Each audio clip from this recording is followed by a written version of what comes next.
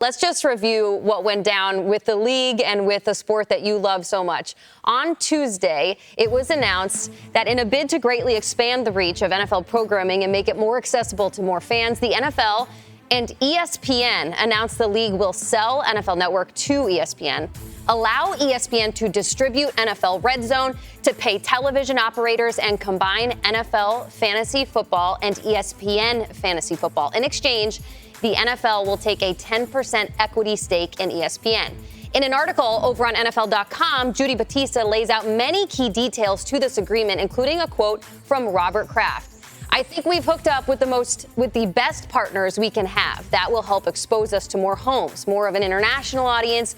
Strategically, we have to grow our salary cap and can only do that by, if we want to keep labor peace and if we have to grow our audience, this transaction helps us to do that, with one of the most respected owners in the NFL coming from Robert Kraft. Now, this is my 4th season hosting this show. This is Kyle's 10th. And while some of this feels uncertain at times, uncertainty does not have to translate to being bummed out about this. This show will still inherently be in nature of we love football, and oftentimes we feel this very regular emotion this time of year, which is thrill, Kyle. So just checking in on your emotional touchstone right now. My emotional touchstone, it's a great question, Jamie. We have excitement and we have some unknown. There's not going to be immediate radical changes to this show or to anything with NFL media, but changes will come and they will evolve. The unknown, my friends, is exactly what those changes are going to be. But the excitement is what they could be. I personally have nearly a decade with NFL Network, but I have 4 decades with ESPN. I grew up adoring Boomer and TJ on primetime. I stayed up late watching Patrick and Olbermann on SportsCenter and reading Simmons on .com. In my 20s, I raced home to catch the Romas burning around the horn PTI block. Growing up a sports fan, the most important teams to me were the Bears, the Bulls, and the worldwide leader. Those were my teams. And now the idea of potentially getting to be teammates, hell yes, that's exciting for me. For all of Good Morning Football, to be teammates with pros that I've watched for years.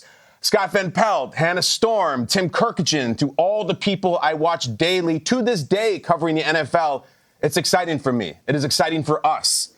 Not to mention this wild off-the-wall notion that someday Peter Schrager could rise from the ashes and do a Whiteboard Wednesday segment. That is intoxicating to me, my friends, and I hope it is to you too. All of this, it's going to be new, it's going to be more, it's going to be better, and it's all going to be under our Good Morning Football mantra that football should be fun. And now it's just going to be fun with some new friends, and that's awesome.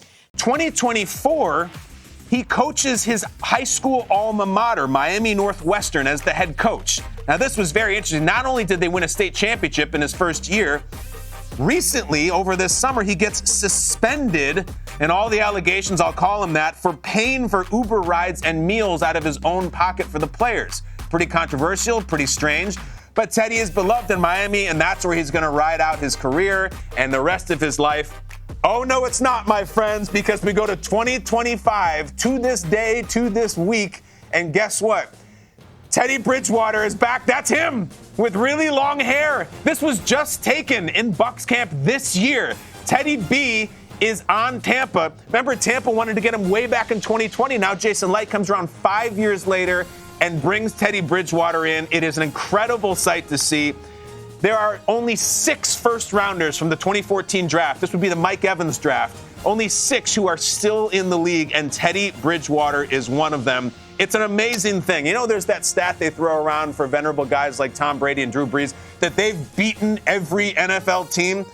I feel like at some point Teddy Bridgewater is going to play for every NFL team. It's him and Josh Johnson who just will not quit. Love that Teddy's back. Everybody likes him. Everybody roots for him.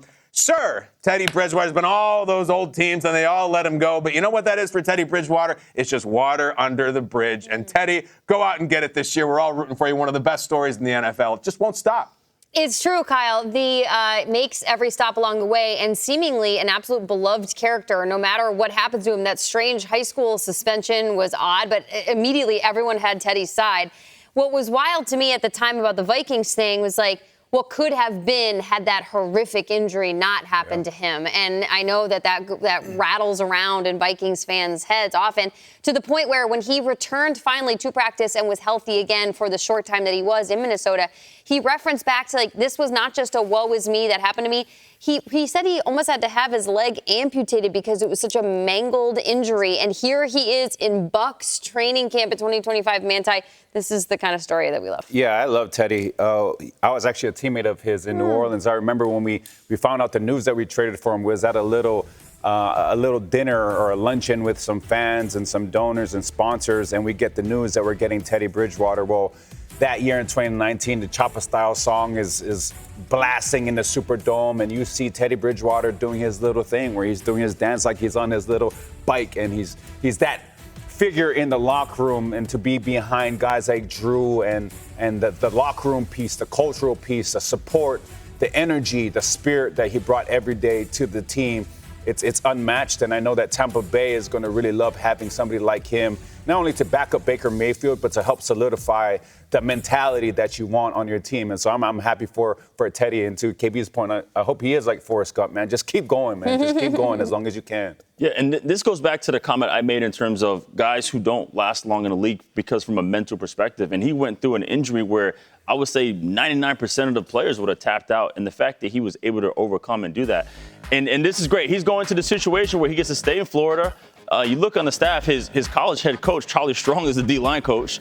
Lavonte David was his high school teammate at Miami Northwestern. And he's someone that he adds value from an emotional perspective. You know, when you bring a guy like this and you don't want to bring toxicity into the building, you're going to bring a guy who obviously was just a coach, a guy who's beloved around the entire league, a guy that you can trust, and that's exactly what you want in your quarterback room. So for him to come here, man, and after from not playing, like, again, that's why I said the backup quarterback is the best position. There is no other position where a dude can sit out that long, not play, and keep coming back. So, but again, he is a person that is easily one of the most likable NFL players in history.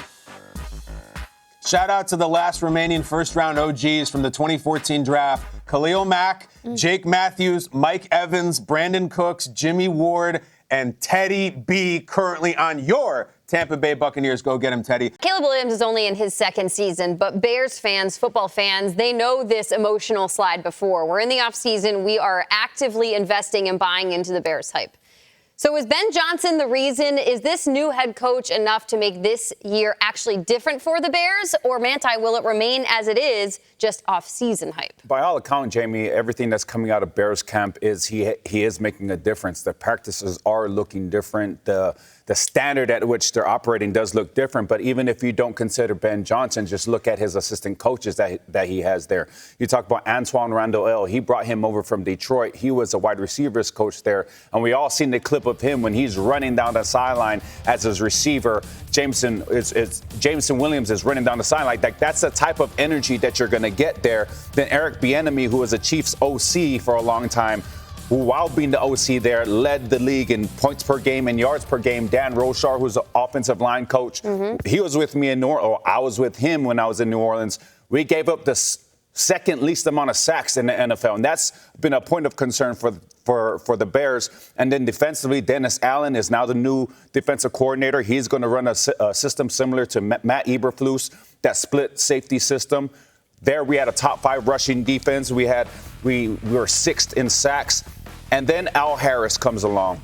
Now, Al Harris was in Dallas, and while in Dallas, they had new word, buku amount of interceptions. They were 3rd in interceptions in the NFL. So if you don't believe in Ben Johnson, which I think you should be believing, look at all of his assistant coaches. Look what they've done. Look at their pedigree, and look at the type of style that they're bringing to the Chicago Bears. So if you don't believe in Ben Johnson, Caleb Williams, I just gave you about 4 or 5 additional guys that you could believe in. Yeah, no, I love that part, because when you are a new head coach, you always ask, like, okay, he's the head coach, but who is he bringing on his staff? Because it's very, very important. But I want to get to the situation with Caleb. He was in a tough spot last year, because when he was drafted, you have a defensive-minded coach in Eberflus. You bring in Shane Waldron, who not really a creative type of play call that's going to fit his situation. And also, too, he got blasted. I think he led the league in terms of getting sacked.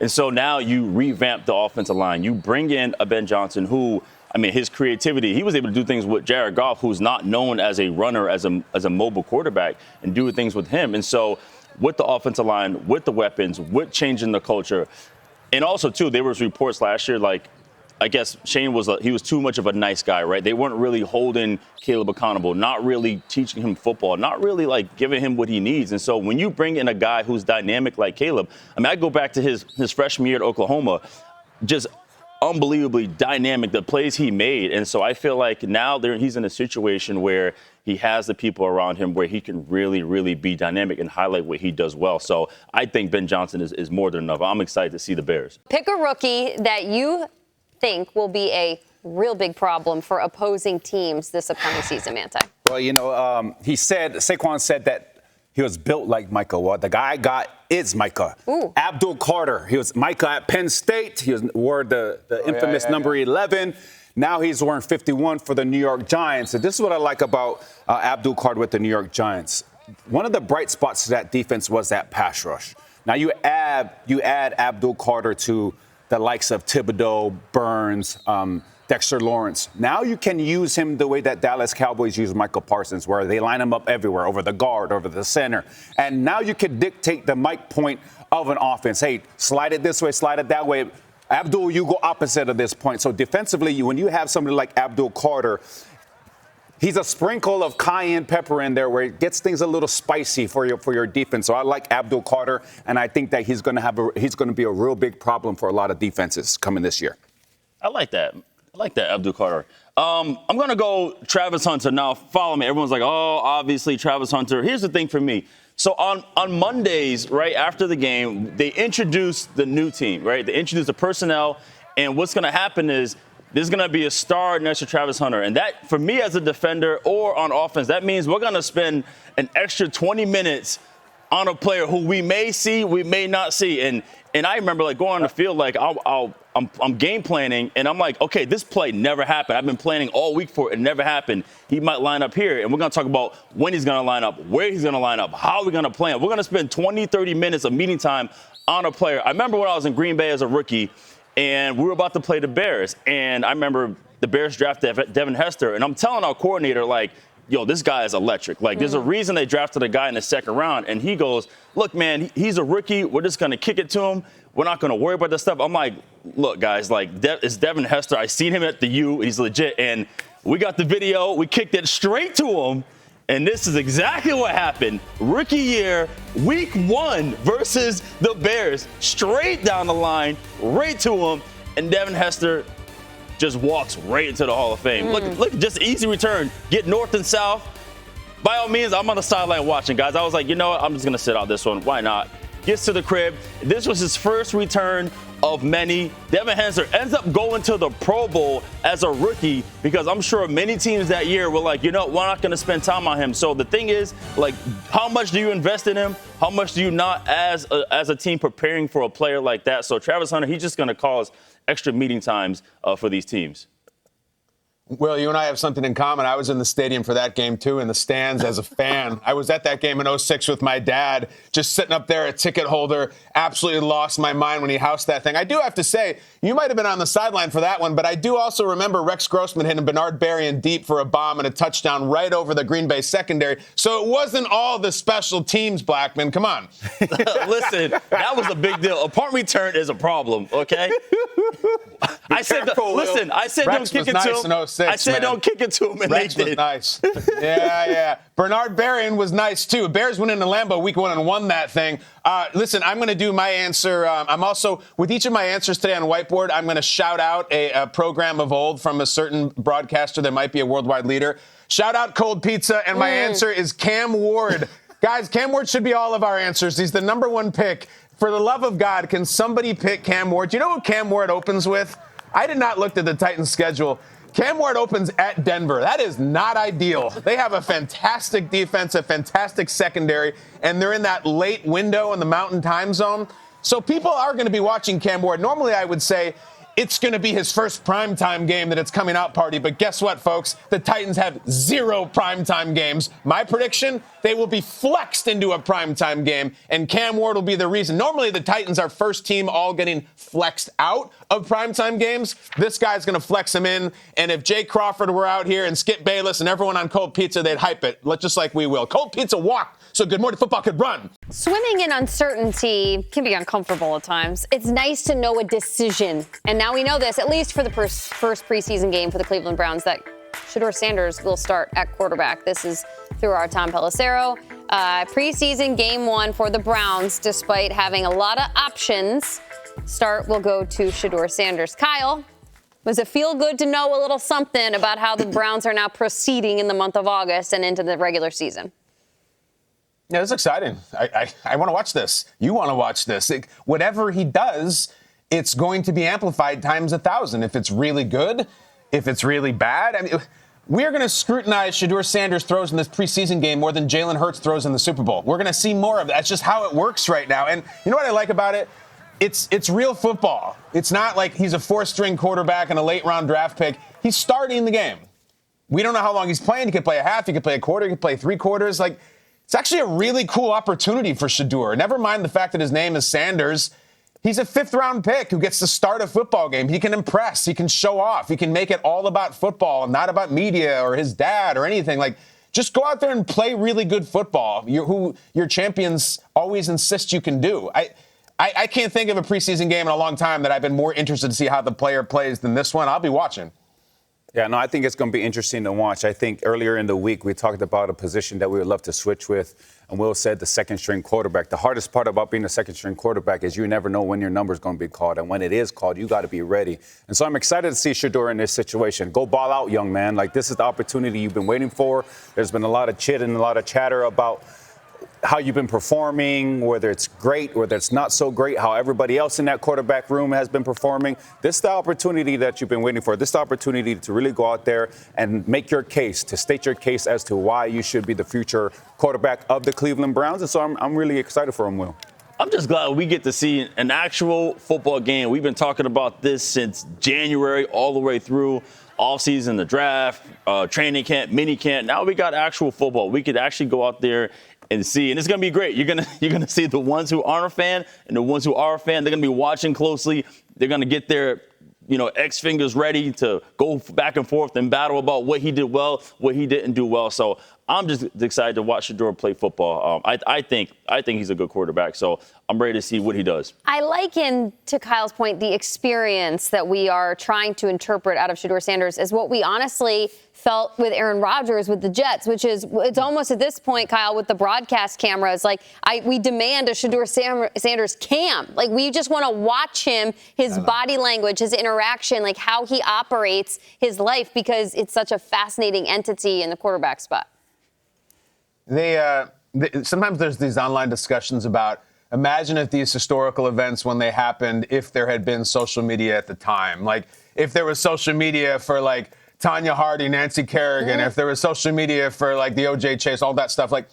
If Shedeur Sanders, on his first throw, throws a pick 6, or if he throws, a deep bomb touchdown, it is going to be an absolute massive all-encompassing storm on social media. It'd be imagine if there was social media when Shedeur Sanders threw the 80-yard touchdown on his first drive. Well, there is. It is going to be so big with all the nonsense going on in the world right now. I don't even want to show you this newspaper.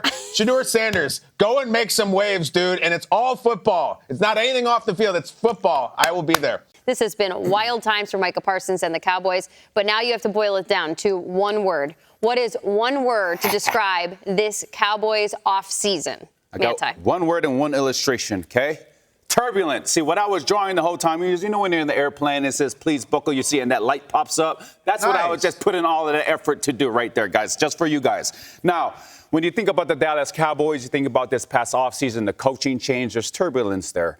You think they're smooth sailing. They get to altitude and it's just chilling. And then they sign George Pickens, and that thing just starts to take off. Now there's a whole bunch of drama with this contract dispute with Michael Parsons. Like, I looked at you in the eyes and I shook your hand. Well, I also understand that it has to be in writing. It's just turbulent, KB, thing during the whole time, the whole offseason. So please buckle your seatbelts. Make sure that if the masks come down, put yours on first before you assist anybody else, because there's going to be a lot of turbulence. With your hands are sweating. You're trying to grab for the buckles. You're like, no, I can't do it fast enough. It's terrifying. The flight attendants have been instructed to please sit down. There's turbulence ahead. They can't help you anymore, okay? Every man for himself. They should change all the seatbelt signs to that drawing. I'm going to put that out there. Turbulent. Or to the Dallas Cowboys star. No. You did all that for a seatbelt. Yes. Dedication. It's Jim at B, baby. Let's go. Listen, I'm going to say what's going on with Dallas. It is absolutely perfect. This situation is perfect. This is on brand with Dallas. This is on brand with Jerry Jones. If there's not enough noise going on, I'm going to make it. I'm going to take every interview. I'm going to talk to every single person. I'm going to make sure that when we get close to the season, all eyes are on us. So right now, this is on brand. This is perfect. This is the guy who has the most profitable sports franchise in the entire world. He knows what he's doing. So for me, this is perfect. This is great. This is what it is. It's absolutely horrific when you hear that captain come on the PA and say, flight attendants, please take your seats. You're like, oh, damn. We better buckle up now, man. It's like if you're back up against your goal line and the Eagles come out with the tush push, like, it's gonna suck. I hate when the flight attendants have to take their seats. He's worried that they may get knocked over. That's how bad the turbulence coming. This Cowboys season, it's just Grey's. It's like Grey's Anatomy. It's like it's been on for decades. I don't know what's going on. It's season 3 could be season 20. Season 4 could be season 12. You could interchange anything, and it's the same season. If you drop someone right into this segment, you wouldn't know what year it is. You wouldn't know what player we're talking about. Grey's is still on. The Cowboys are still doing it. And the leading man is, of course, Mr. Jared Jones, who's just any shot of him surrounded by 6 reporters with their microphones wrapping around him, him just dealing. I feel like I miss it already. All this, I mean, I don't want to call it nonsense, but all this rhetoric about eye contact and handshake, it's just like, is he playing or not, Jerry? What are we doing? It's Grey's. And Meredith Grey is like the character who is in and out and in and out. And like, we can't quite tell if she's still the one in charge, but it's Grey's Anatomy. It's literally Jerry Jones, and it's his show. There's a lot of buzz in the Big Apple about the D-line, but head coach Brian Daboll says all that talk doesn't mean a thing until they actually show it out there on the field. A bunch of your players have said you guys might have the best D-line or the best pass rush in the NFL. And then you have Dexter Lawrence and Brian Burns saying and repeating to their teammates, we haven't proven anything yet. What does it say about those guys as veterans that that's their mentality of wanting to prove themselves, even with the kind of the hype going on? Yeah, I mean, hype doesn't get you anywhere. Action does. So whatever people think or they say, good or bad, the only thing that really matters is how we go about our business and ultimately producing when it matters for all of us. Yeah, they know a thing about needing to produce in New York, but we talked about it last hour. You were just hype, Manti, on Jihad on this defense, so that rookie, that they're just going to keep stacking, and hopefully that will finally pay off. Yeah, I mean, you're talking about the Giants. They got Abdul Carter. The Eagles, they got Jihad. But as far as that pass rush for the Giants, I think it's important for everybody to understand it's not just pressuring the QB, but if you think about all the quarterbacks in that division, they're quarterbacks that can run, and you want to keep them in the pocket. And so not only can this front be able to apply pressure, at least we hope that it will, but it's hopefully going to keep those agile quarterbacks like Jaden Daniels and Jalen Hurts in the pocket to keep them from doing what they do best.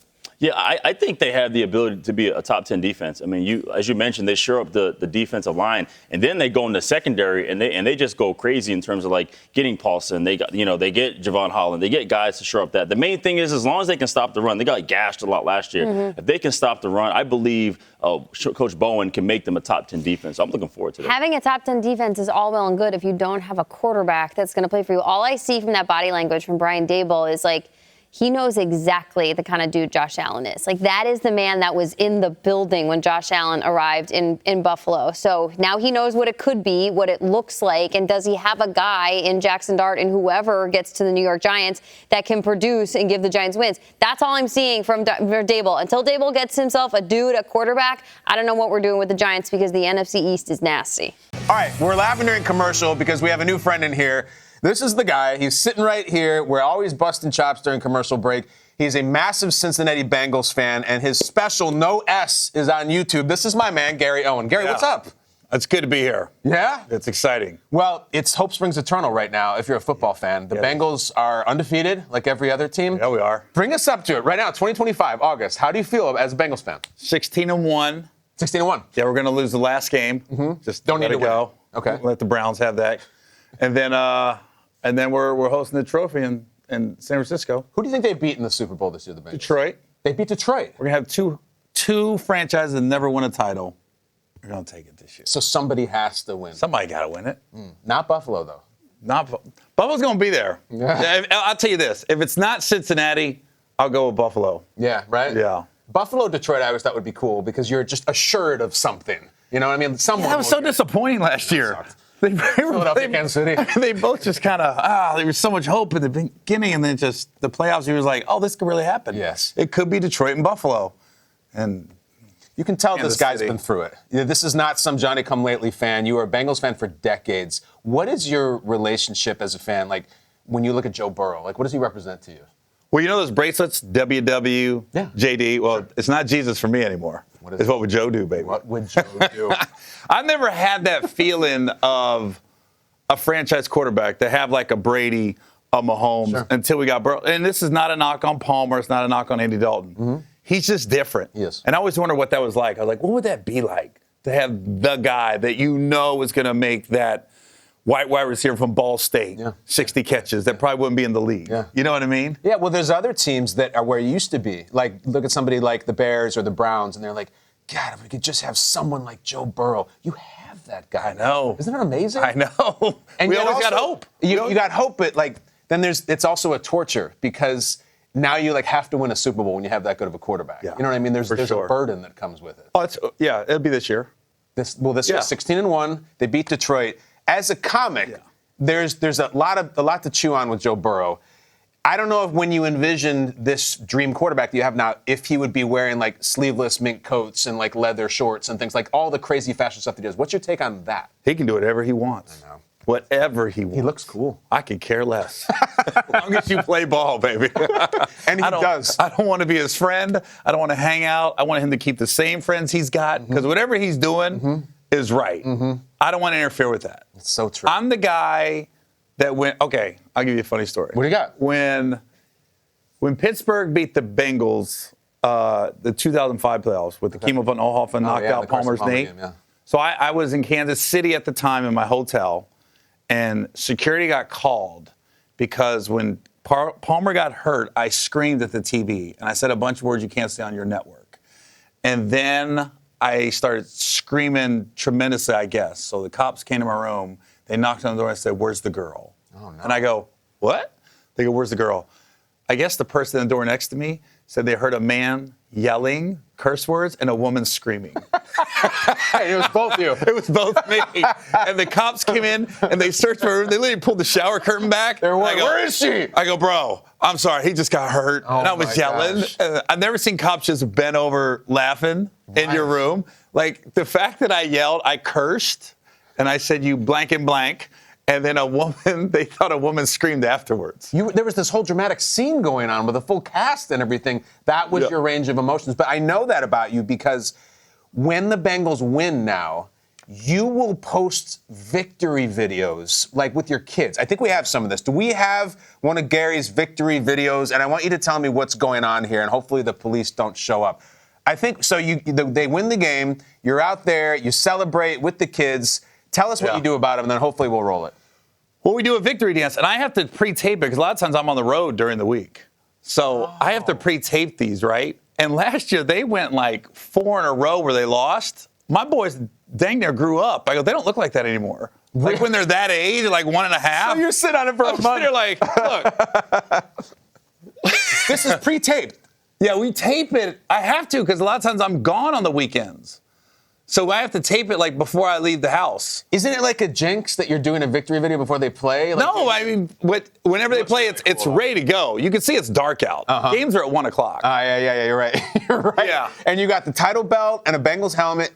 What are those twins? Yeah, twins. How old? They're 2 now. They're 1.5 there. Okay, and they got little reindeer costumes on. That was Christmas. We taped that right before Christmas. But it sucks. You're like, I wish this defense could stop somebody so we could put out this video we did. I know. It's killing me. When they went like that 0-4 to start the season, I went, can we just, God, my boys are old now, you know? But they're into it now. I can tell they're into it, and I think they may be fans for life if Joe Burrow stays with you. You have such an interesting sensibility because you obviously entertain crowds for a living, but I read that you don't like to be around the crowds during games. Like, you don't go to Bengals games. Is that true? Why? No, I go to Bengals games. I won't go to bars. I won't go to watch public functions. Bar. I don't want to go to anybody's house. I want to watch it at my house or in my hotel room. Why? I get that emotional, and I put my phone on Do Not Disturb. Because I don't want you texting me. Because if we're winning, I know. and somebody calls, it's your fault. I remember that a couple years ago when they went a couple years ago when they went 12-4. Yeah. They played New England like week 16, and they were up like 21-0. And I remember we was at Papados. I was watching on my phone, and I wasn't happy that I was at Papados watching the game. We went to a relative's house. I left the house and was watching the game in the car. And they go, where's Gary? I go, ever since we got here, New England came back, and we've been playing like dirt. So I was like, I left. In the car, on the phone. Yeah. Everybody's like, oh, it's just Gary.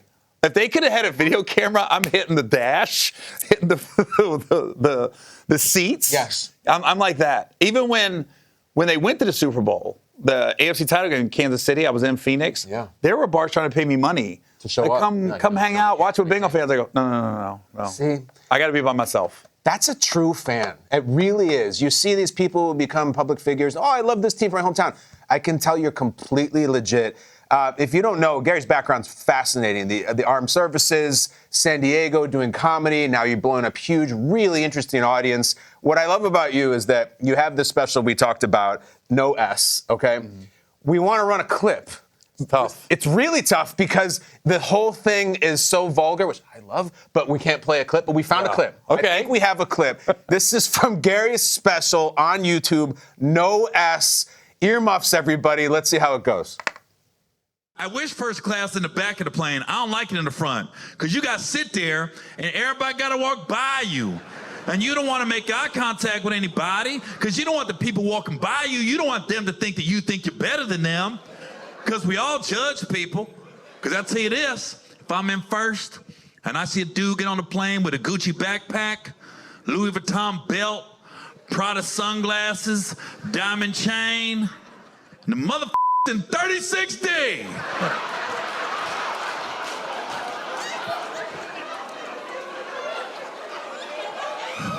So you have $85,000 worth of accessories? And you couldn't spend the extra $300 to sit in the front? Your might be fake. I guess we didn't find a clip.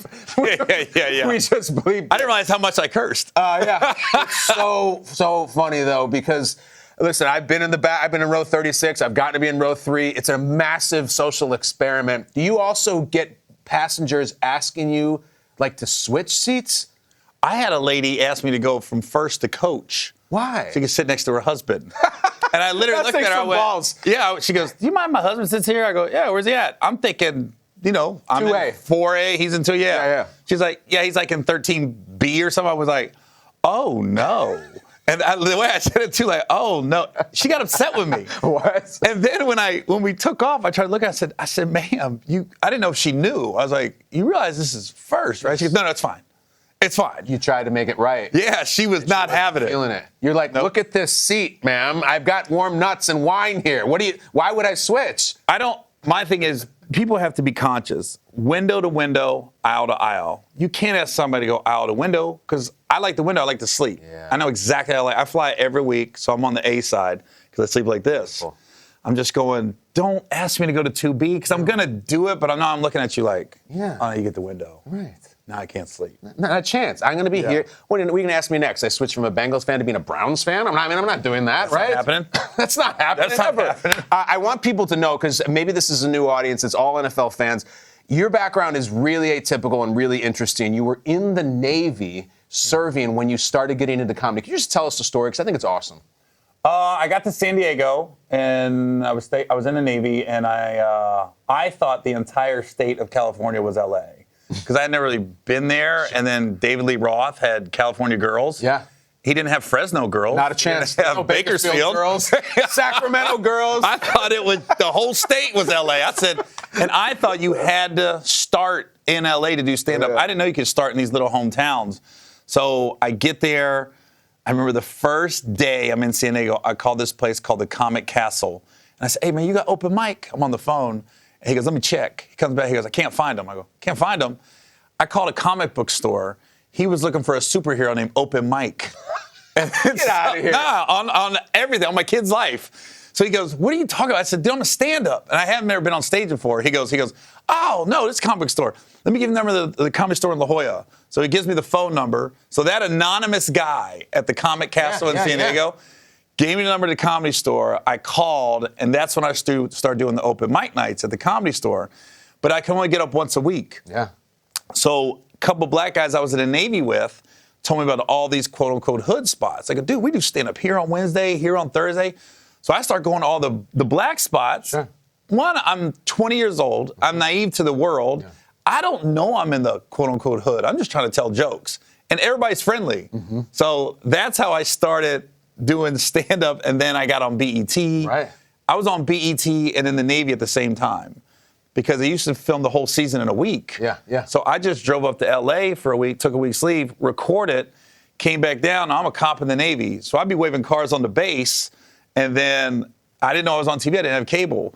And this one brother, I remember a couple brothers would pull up, they go, hey, man, was you on TV last night? I was like, yeah, keep it going, man. All right, man. and then I'm calling people like, dude, was I on TV last night? No way, I'm on TV? I didn't know. Wow. I didn't know. Because they did it in a week. They filmed it in a week, and it doesn't air for a couple months. Yeah. You don't realize it. And then it dropped. You have no clue. I have no cable. Meanwhile, you're in the Navy serving the country. Yeah. There should be a movie about you, dude. This is really awesome. It's going great places. I can't let you leave, and they're trying to wrap me. But one question. Week 1, when the Bengals start their season, is Trey Hendrickson on the field for them?